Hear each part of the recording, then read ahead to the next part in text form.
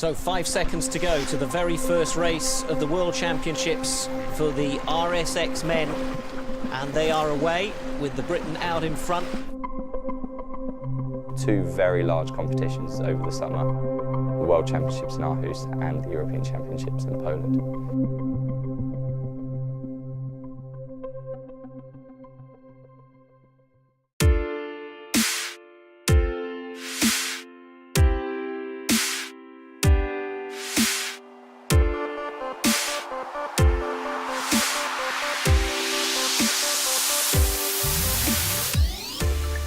This summer marks the start of the biggest season in GB windsurfer Matt Barton's career, as he embarks on a journey that could end with qualifying for the Olympic Games. Windsurfing is a sport that incorporates sailing and surfing. There are a number of disciplines in windsurfing. So the most popular is just free ride, where people sail around across the wind. You can also do slalom racing or course racing, which is what I do, where you're racing around a series of buoys. You've also got freestyle and you've also got wave sailing. There's the final discipline, which is called speed, and that's very simply just going along a 500-metre course as fast as you possibly can. And so 4 disciplines of windsurfing, and I'm involved in the racing side. Currently ranked 3rd in the UK, this film will dive into Matt's preparation for the World Champs, as well as look back at how it all started for the surfing sensation. It was a challenge initially because obviously we lived 40 minutes from Alton Water Reservoir, and then we were another 2 hours probably from the nearest coast, hour and a half from the coast, so it made it slightly challenging in the earlier days to get time on the water. I first started racing when I was probably around 13 or 14. My first ever competition was at Alton Water Reservoir in Ipswich. I was racing on a 3-metre trainer sail and a massive Mambo high fly, which is this really large little beginner board. I'm pretty sure I didn't manage to finish all the races, but that's my first racing experience.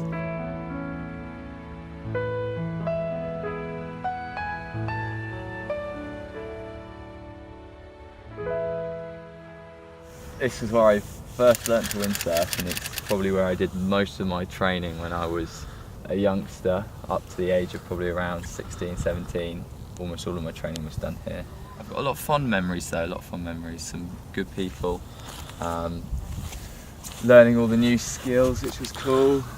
I used to think like this is big, and this wouldn't be even a tuning run now these days in planing. This made me the windsurfer I am today, I can say.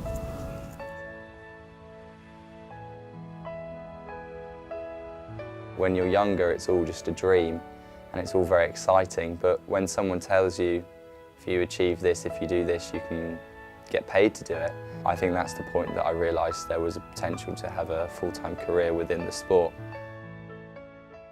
So, got the World Championships in Aarhus this summer, and it's called the ISAF World Championships. Only the top 100 windsurfers qualify. It's the first opportunity that a country can qualify for the Olympic Games. It's very important, personally, based for funding and all that sort of stuff. Matt is part of GB's lead training squad, which includes rival surfer and close friend, UK #1 Kieran Holmes-Martin, as well as his long-term coach to guide him. I'm an RSX windsurfing coach for the British sailing team. I've been doing it about 8 or 9 years now. I've always coached sort of this level, which is the development level, the level just before they make it into the big time sort of thing. Matt came to me maybe a little bit late. He'd not been involved in some of the youth squads like some of the other sailors had. He'd definitely been in the youth squad, but maybe not the lower level down. But he's the right height and the right weight for the sport. We snapped him up and wanted him to be part of what we're doing. He works really well with the group that we've got and helps facilitate what we do, and he's a big part of the team.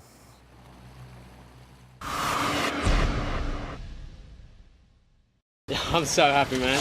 I couldn't believe it after the last race. It took me a while and we jumped in, and that's when it hit me. I was just like, I've won it. Matt's very good friends with Kieran. They've done a lot of training together and they know each other well. And actually I think Kieran helps Matt along in the light winds, and Matt can help Kieran along in the strong winds. So they're a good training partner there. The last World Championships I was 5th, and hopefully I get in the top 10 most competitions. It's quite nice. So hoping for a top 5 finish at the next World Championships. Weymouth will be Matt's home for the summer as he begins his preparation cycles leading up to the Worlds. The training year's periodised into areas of peaks where you're looking to peak for major regattas, and so our training has been structured that we're now looking at doing more short intervals at higher intensity. So then as we ramp up into competition, we've got that top end, like VO2 max kind of ability. Our on-water sessions are all more racing focused, so looking at starting and that technical side of it, as well as high intensity pumping. And pumping's where you move the sail to try and generate more speed, and that's the most physical part of windsurfing.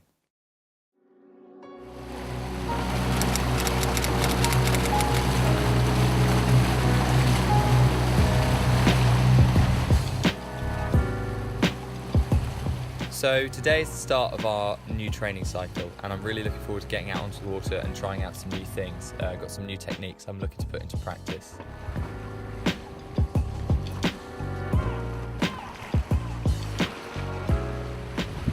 Well, so we had a little bit light breeze, and we had some fog that came in, which made things interesting with the visibility.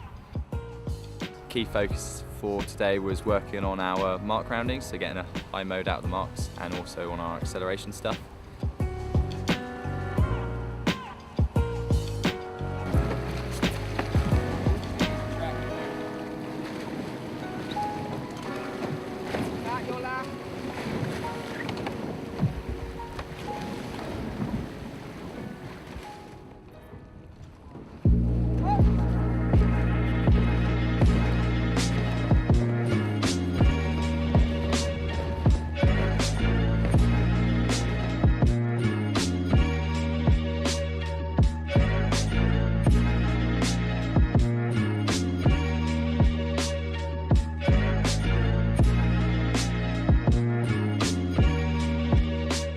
So it's quite a short session, but intense at points with the pumping, quite high intensity and physical. But yeah, it was a good little day. Matt's preparation is going well, but it hasn't all been plain sailing, however, and this summer marks 2 years since his career was almost frighteningly put on hold. 2, 1. Let's go. It's going to struggle to make it a port.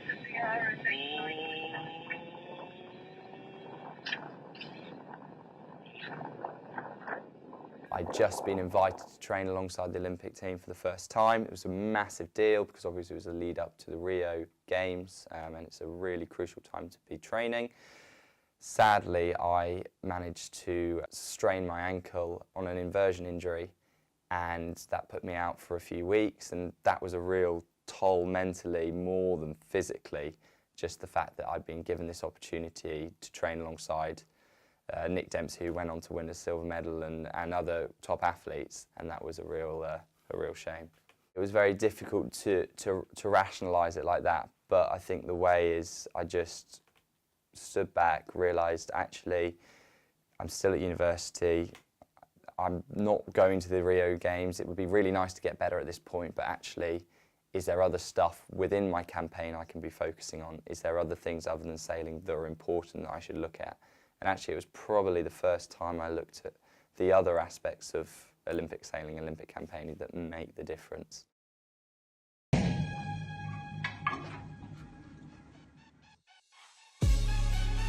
I started to focus on my process goals and really started to try and stress the limits.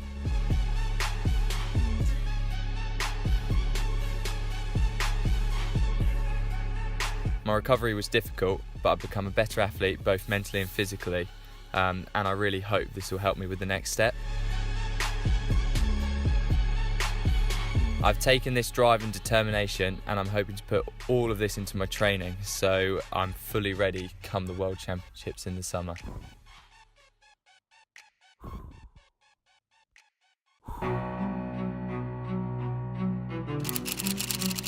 Aarhus, the stage for Matt's career-defining race, where Olympic contention could depend on the outcome.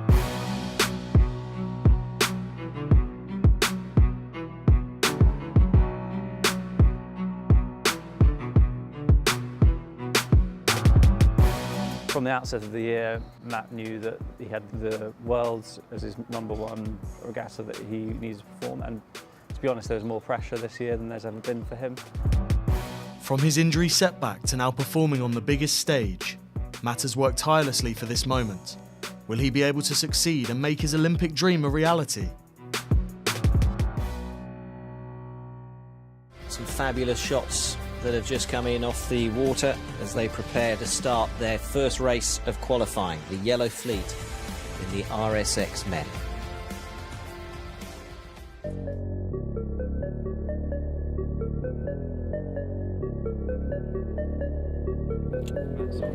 I'm going to do a planer. I think a planing breeze. 10, 9, 8, 7, 6, 5, 4, 3, 2, 1. And they are away with the Briton out in front, followed closely by the Japanese at this close end, the pin end of the line. And double Olympic champion from the Netherlands in the middle of the fleet. Matt had the best possible start, gaining good position and pumping well, and was battling in the top 3 going into the first turn. Yeah, what they're trying to do is just sail on the fin and minimize the drag so they go as fast as possible. Yeah. And at the moment, or earlier on, we could see that Dorian was going really, really fast. After the first turn, however, was where it all started to go wrong for Matt, as the wind failed to pick up and his weakness in the light winds began to show. The conditions were extremely difficult. They were very shifty, so you're at the mercy of the wind almost. The Brits' struggles continued, and the more experienced sailors came through and stamped their authority on the race, leaving Matt with too much to do, and with the unpredictable wind speeds, Matt fell to 21st in his race. More concerning was he finished as only the 6th fastest Briton in the championships, meaning his funding and chance to compete at the Olympics is in serious doubt. Strategically, you've got a plan, but sometimes things don't go your way, and mentally you've just got to pick yourself up and take the next race as well. So, Not the result I was hoping for from the Worlds, which is a real shame and a bit of a disappointment after what felt like a very good build-up to it. Now we've got to put that in the past, take some positives from it, and look to build on those errors when it comes towards the European Championships in Poland. And I'm feeling in good shape, because what happened in Aarhus, I feel are mistakes that can easily be put right, and I'm feeling confident that we can now bounce back and string together a regatta that I'm going to be happy with, and that's going to help me moving forwards into the 2019 season.